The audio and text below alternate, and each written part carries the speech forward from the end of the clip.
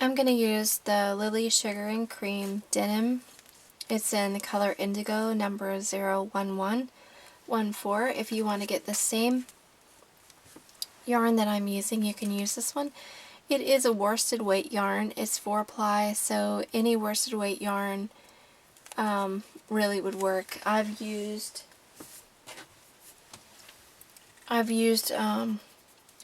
the Red Heart yarns, and you really could use anything. Could be wool. I'm a little bit partial to the cotton right now, so that's what I'm using. We're going to start with a slip knot. Basically, you just make a loop with your yarn. And you're going to pull that tail up in there, just like that. Pull it tight, and then you're going to grab that tail and cinch it up like that. But you don't want it too tight. You want it to move freely on your hook. We're going to chain 6. That's 1, 2, 3, 4, 5, 6. Now, this pattern is worked in the round, so we're going to make our first round of single crochet. So we're going to go right back into this very first stitch here. Yarn over and pull through. Yarn over and pull through, and that's your first single crochet. This is 2, 3, 4,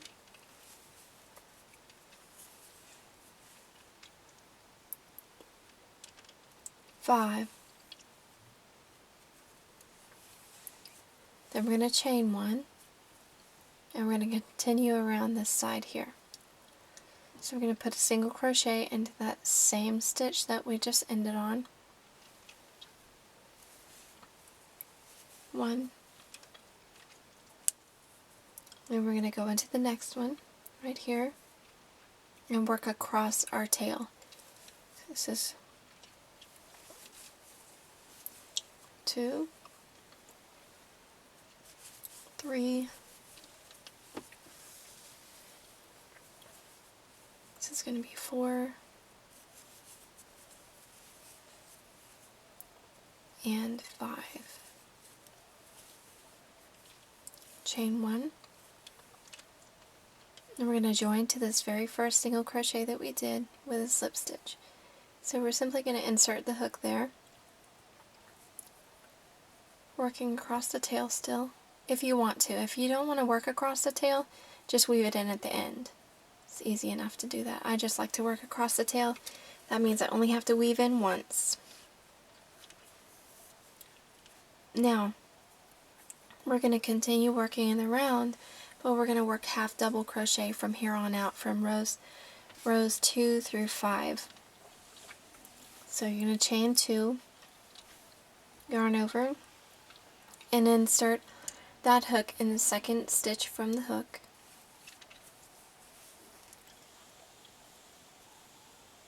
Okay, that's 1. You'll actually have 12. Okay, so let's rewind a little bit and just show you that right here, this chain 2 right here counts as 1.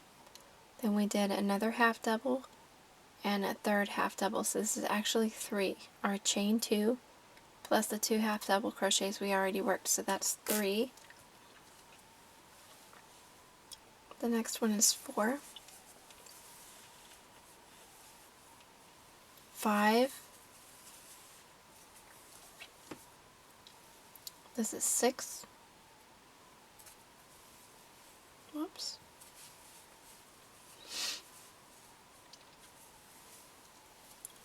7, 8, 9, 10, 11, and 12 right now.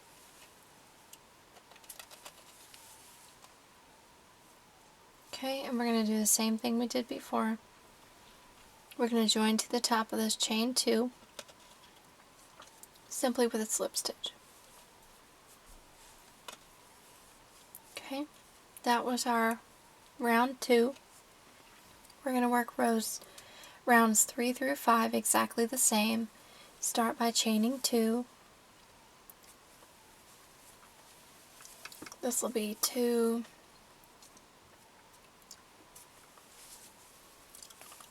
3, 4, 5, 6, 7,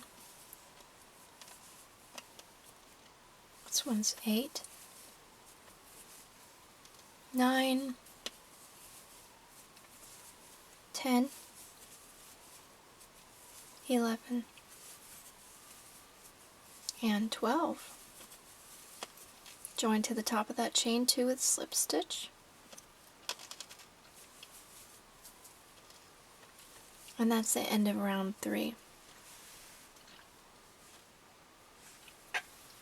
I'm going to go ahead and clip this little tail.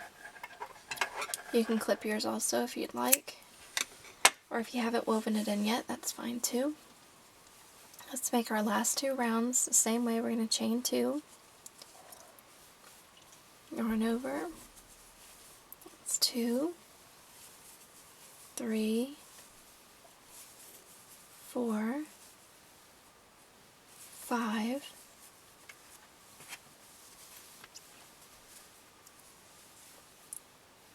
6, 7,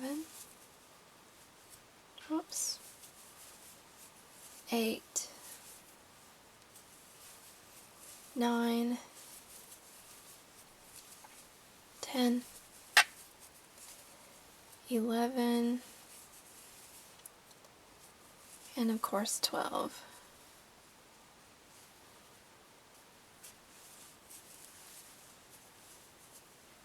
Join with a slip stitch. Okay, now we're going to do our last round of half double crochet, chain 2, 2, 3, 4, 5, 6, 7, 8,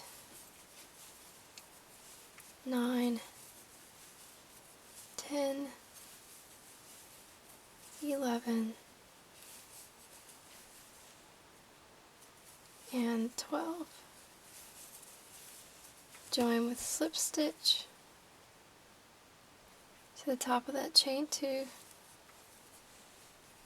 Okay, and now we're going to work the flap. This is where you would join the jump ring if you want to. You can just simply work it in just like that. If you prefer, you can leave it off until the end and I'll show you how to join it in then. So you can either just put a slip stitch through it or leave it off, and I'll show you how to put it on at the end. So now we're going to start working, instead of in rounds, we're going to work in rows, and we're going to make the flap. So we're basically going to do 3 rows of single crochet, 6 stitches each. So we're going to go into this very first stitch right here, first stitch from the hook, and we're going to single crochet. So we're going to yarn over and pull through, yarn over and pull through. Okay, so that's 1, there's 2, 3, it's going to be 4, 5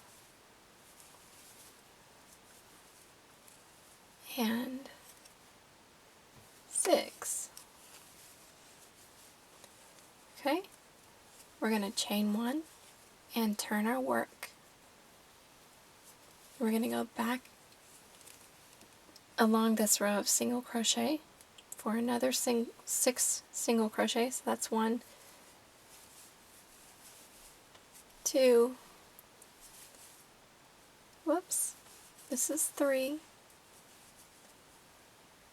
4, 5, and this last one will be 6. We got one more row just like that, and then we'll do something a little different because we'll be working the buttonhole. So this is just another row of 6 single crochet. So it's 1, 2, 3, 4, 5, and of course, whoops, 6. If I can get it into that last one, it'll be 6. Okay.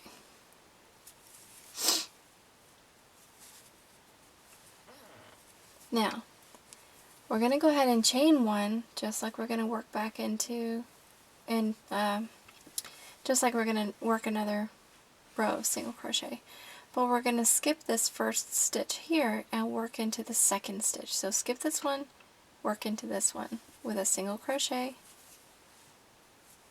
and then we're going to skip these next 2 stitches,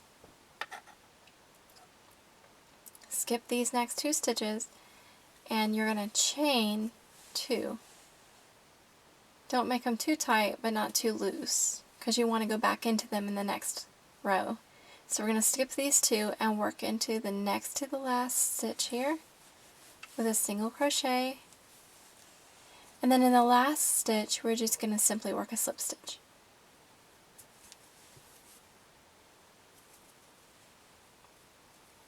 Okay, chain 1, turn your work. This is our last row of the flap. Okay, we're going to work it the same way we just did. So we're going to skip this first stitch and work into the second.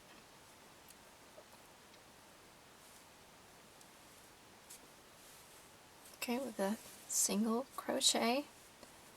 Now we're going to work into these 2 chains that we made with a single crochet. Okay.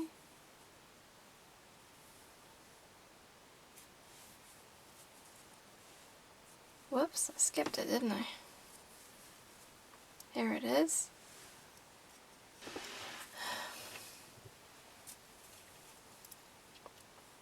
Okay, and then work into the last one here with a slip stitch.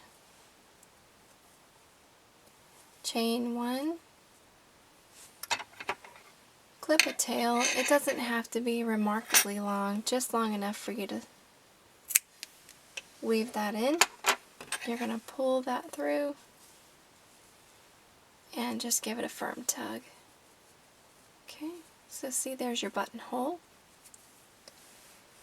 Alright, so the next thing that we need to do is weave in this end, and I'll show you how I do mine. I'm just going to use this tapestry needle. You can use any yarn needle that you want to. I like the blunt-ended yarn needles. You can buy ones that are more pointed. They're more like for darning socks, though. These are really good for getting between the stitches and not catching on the yarn. So when I begin working back in, it looks like there's a dip in here, and I don't like that. So I'm actually just going to go back down through there, just going down through that side to start out with, and then it'll kind of fill it in for me and make it look like there's nothing missed there. Now I'm going to start to work back through my first row of single crochet, because it's a lot easier to hide your tails in a yarn in a single crochet row than it is in double crochet or anything like that. So I'm just going to hide it in the flap and nobody will know the difference. Except for me, because I'll know it's there. And she'll know it's there. Okay, and just go up in the next row, working through. And you can just continue on. You can stop there or you can keep going. I like to go until my tail is almost completely gone. That way I know it's not going to come back to haunt me by coming out. Okay, I told you at the end I would show you if you didn't attach your jump ring or your key ring already. I'll show you how to do that now. And so when I go to put this on, I want to make sure that I have a good secure spot. So right here at the base of the flap, I have this stitch here on the side, but I don't want to just take the top 2 loops. I want to take that whole stitch. So all 3, you can see all 3. There are 2 here on the top and 1 here on the bottom. I'm going to take all those strands through my ring. And some of these are pretty tight and some are not as tight, so you just have to play with it until you get it open enough to put your yarn through it, because it will snag terribly if you can't get it open enough. Okay, and then just work it gently through. Okay, there you go. So the last step will be to put on the button. The buttons that I'm using are simple wooden buttons, and they're approximately 2 fingers wide. Okay, so roughly an inch button. That's what I like to use, and I have a whole lot of them. So I'm just going to clip several inches of yarn, enough that it's going to give me enough tail to weave in. So however much you think, I'm doing like 6 inches of yarn. And I'm going to thread my yarn needle. I'm going to thread the right end of it though. Okay, what I like to do is to pre-thread my button. There are 2 ways to do it. You can pre-thread your button the way I do, or you can find the proper placement for your button and then open up the pouch and then sew it on from the back. But I like it this way better. It's a little simpler. Saves me from having to mess too much with the pouch and stretch it out and that sort of thing. So I just simply weave that through, and then I'll unthread my yarn needle. To find the proper placement for your button, you can simply put it on, close the flap, and open up that button hole just a little bit till you can see the middle of your button. So basically, so you can open it up and see where the buttonholes are. See my buttonholes there. So that's pretty good placement. What I've found too is that an inch button will sit right at the top of that pouch. So the top of the button with the top of the pouch, and that's pretty good placement. So now you can use your crochet hook or you can leave your yarn needle on. That's up to you. I'll just simply go through one of these loops, or one of the spaces between the stitches, and pull that through. And again on this side, but I don't want it through the same place. I want there to be a gap between. A couple of good stitches between there, between where I pulled the tails through. And then I'm going to turn my pouch inside out, and making sure that my button is tight to the pouch, I'm going to simply tie a little knot right here to hold that on. And then I'm going to weave in the ends. So of course I'm going to have to thread my yarn needle again.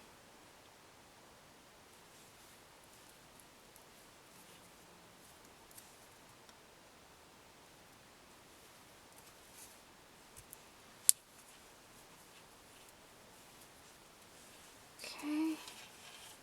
My yarn is wanting to separate. but that's okay. It'll weave in just as well. So I'm just going to start weaving that in.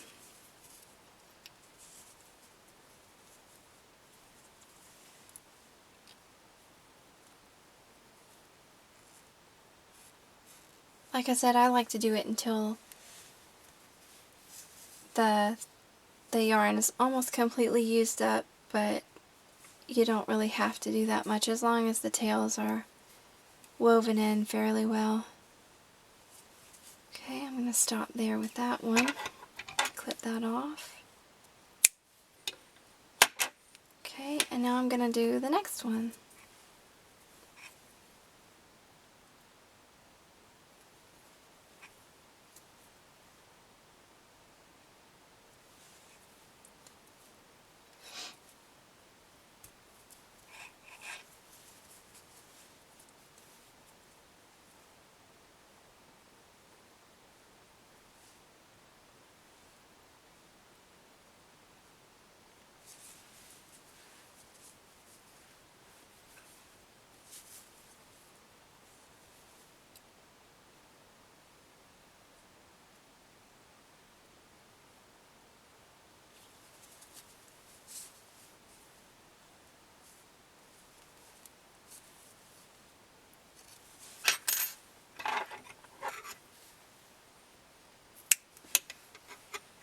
Okay, turn your pouch right side out.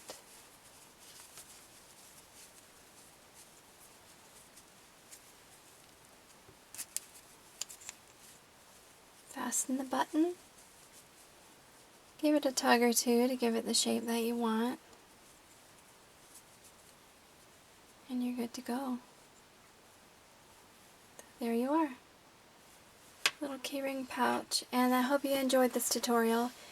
You can find the pattern on my website, theblueberrybee.com. Click on Free Patterns, and then click on the title Small Keyring Pouch. It'll open up a PDF that you can print out. There are instructions on the pattern for a medium size and a large size pouch, and I measured, and actually the large pouch can actually fit an iPhone 4S.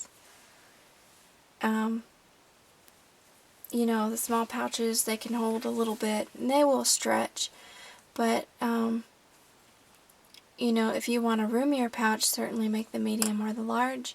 This pattern is completely free and downloadable without viruses. And I just thank you so much for stopping by my channel, for viewing this tutorial.